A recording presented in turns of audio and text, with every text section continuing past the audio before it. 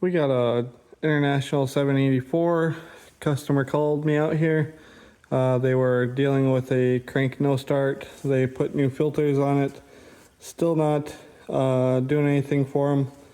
When we popped the bleeder screws, we got a little bit of air but no fuel. Pulled this line off. That's just a gravity feed from the tank. We had fuel there. When we looked down into here for the banjo bolt, there was a bunch of gunk in there. Pulled the filter base off, pulled that banjo bolt out, and it was a bunch of rust material. So we did get it going, did get it cleaned up, but we did advise that they're going to have to get their tank drained down eventually and cleaned out as best they can. But for now, back up and running, on to the next one.